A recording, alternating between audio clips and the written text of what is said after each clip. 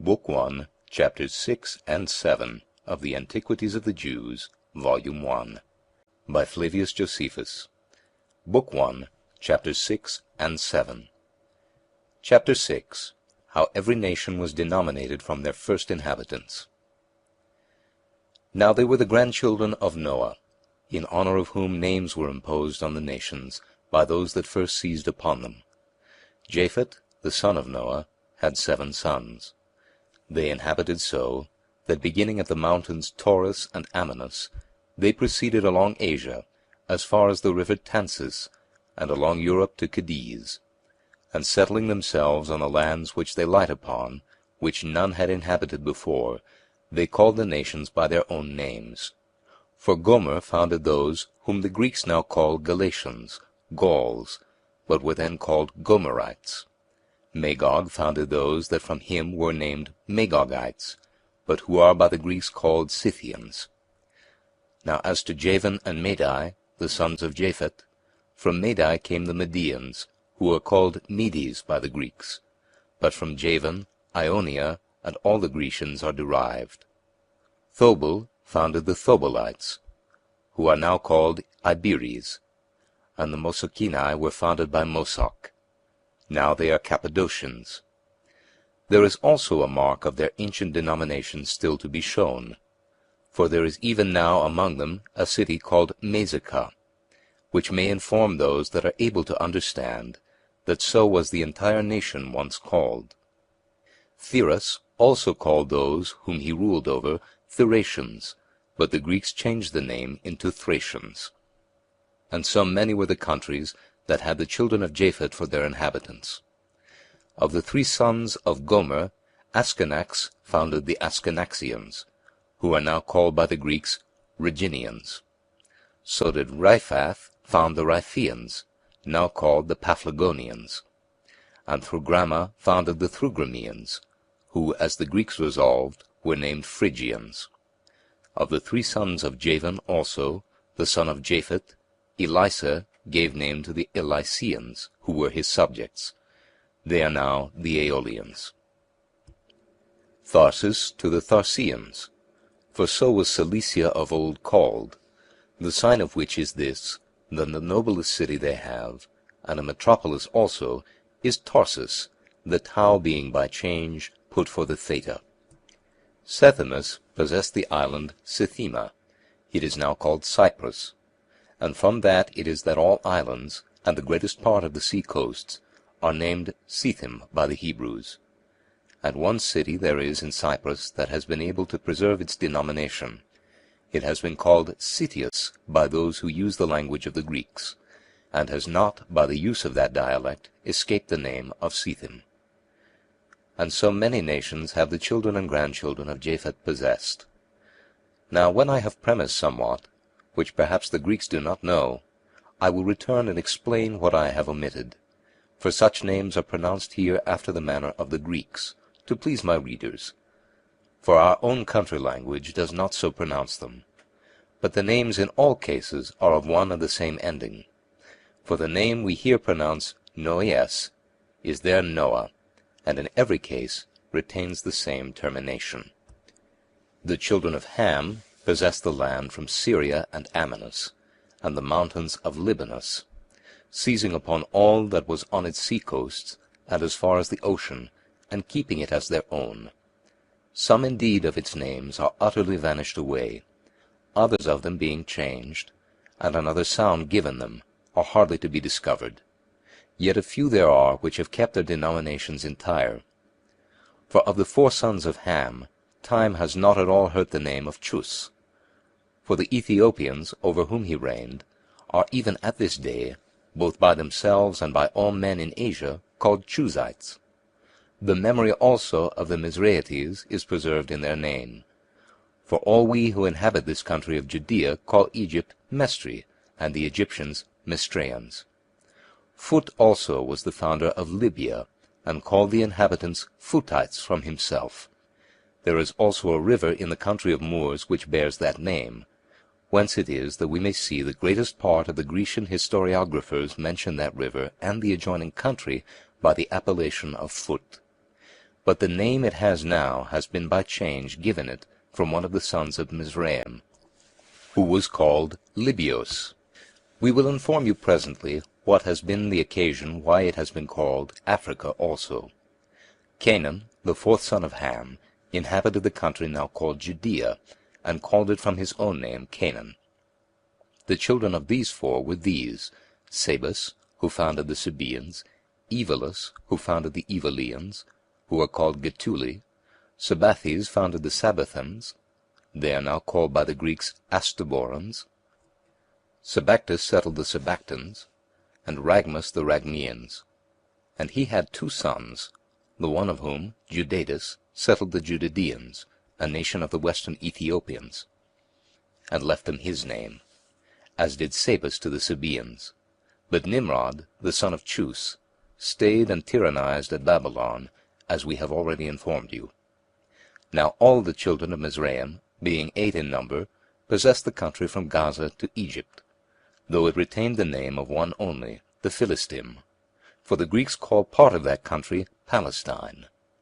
As for the rest, Ludiaim, and Enamim, and Labim, who alone inhabited in Libya, and called the country from himself Nedim, and Phithrosim, and Chesluim, and Sephthorim, we know nothing of them besides their names, for the Ethiopic war, which we shall describe hereafter, was the cause that those cities were overthrown.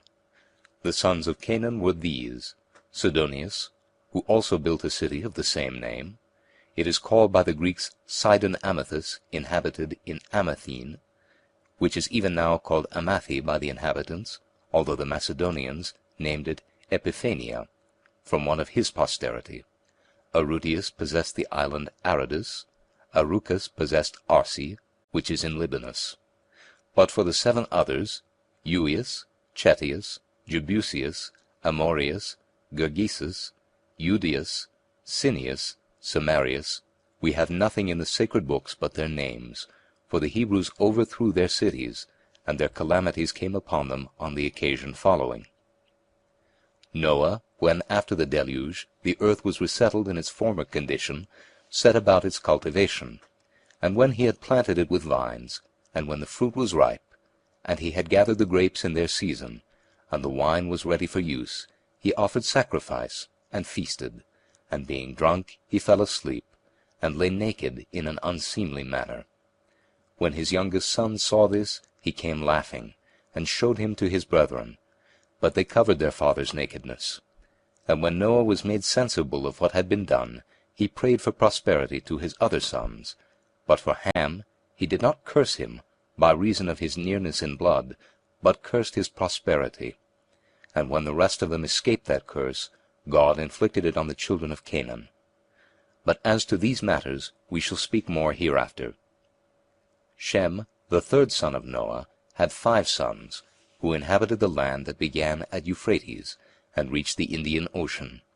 For Elam left behind him the Elamites, the ancestors of the Persians.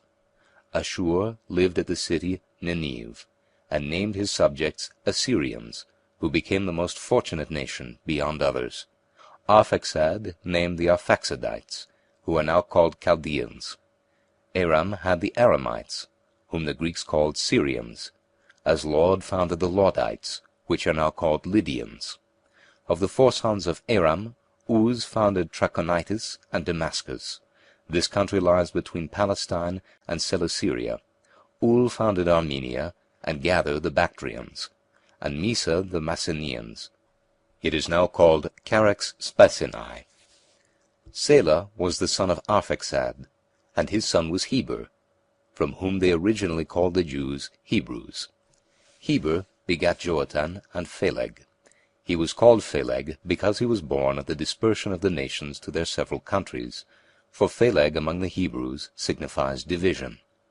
Now Joktan, one of the sons of Heber, had these sons: Elmodad, Seleph, Azamoth, Jirah, Adoram, Azel, Dekla, Ebal, Abimael, Sabius, Ophir, Eulat, and Jobab.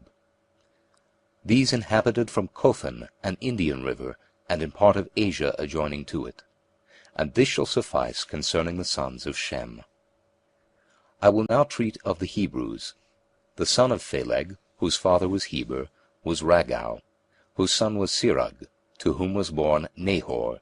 His son was Terah, who was the father of Abraham, who accordingly was the 10th from Noah, and was born in the 292nd year after the deluge. For Terah begat Abraham in his 70th year. Nahor begat Haran when he was 120 years old. Nahor was born to Sirach in his 132nd year. Ragau had Sirach at 130. At the same age also Phaleg had Ragau. Heber begat Phaleg in his 134th year, he himself being begotten by Salah when he was 130 years old, whom Arphaxad had for his son at the 135th year of his age. Arphaxad was the son of Shem, and born 12 years after the deluge. Now Abraham had 2 brethren, Nahor and Haran. Of these Haran left a son, Lot, and also Sarai and Milcah his daughters, and died among the Chaldeans, in a city of the Chaldeans called Ur. And his monument is shown to this day. These married their nieces. Nabor married Milcah, and Abram married Sarai. Now Terah hating Chaldea, on account of his mourning for Ilaran, they all removed to Haran of Mesopotamia, where Terah died, and was buried, when he had lived to be 205 years old, for the life of man was already by degrees diminished, and became shorter than before till the birth of Moses, after whom the term of human life was 120 years, God determining it to the length that Moses happened to live. Now Nahor had 8 sons by Milcah, Uz and Buz, Kemuel, Kezed, Azau, Feldas, Jadelf, and Bethuel. These were all the genuine sons of Nahor, for Teba and Gam and Tachas and Maacah were born of Reumah his concubine, but Bethuel had a daughter, Rebekah, and a son, Laban. Chapter 7. How Abram our forefather went out of the land of the Chaldeans, and lived in the land then called Canaan, but now Judea.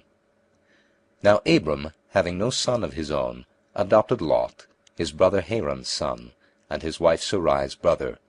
And he left the land of Chaldea when he was 75 years old, and at the command of God went into Canaan, and therein he dwelt himself, and left it to his posterity. He was a person of great sagacity, both for understanding all things, and persuading his hearers, and not mistaken in his opinions. For which reason he began to have higher notions of virtue than others had, and he determined to renew and to change the opinion all men happened then to have concerning God. For he was the first that ventured to publish this notion, that there was but one God, the Creator of the universe, and that as to other gods, if they contributed anything to the happiness of men, that each of them afforded it only according to his appointment, and not by their own power. This his opinion was derived from the irregular phenomena that were visible both at land and sea, as well as those that happened to the sun, the moon, and all the heavenly bodies. Thus, if, said he, these bodies had power of their own, they would certainly take care of their own regular motions. But since they do not preserve such regularity, they make it plain, that in so far as they cooperate to our advantage, they do it not of their own abilities, but as they are subservient to him that commands them, to whom alone we ought justly to offer our honor and thanksgiving. For which doctrines, when the Chaldeans and other people of Mesopotamia raised a tumult against him, he thought fit to leave that country, and at the command and by the assistance of God he came and lived in the land of Canaan. And when he was there settled, he built an altar, and performed a sacrifice to God. Berosus mentions our father Abraham without naming him, when he says thus: In the 10th generation after the flood, there was among the Chaldeans a man righteous and great, and skillful in the celestial science. But Hecatzius does more than barely mention him, for he composed and left behind him a book concerning him. And Nicholas of Damascus, in the 4th book of his history, says thus: Abram reigned at Damascus, being a foreigner, who came with an army out of the land above Babylon, called the land of the Chaldeans. But after a long time he got him up, and removed from that country also, with his people, and went into the land then called the land of Canaan, but now the land of Judea, and this when his posterity were become a multitude. As to which posterity of his we relate their history in another work. Now the name of Abram is even still famous in the country of Damascus, and there is shown a village named from him, the habitation of Abram. End of Book 1, chapters 6 and 7.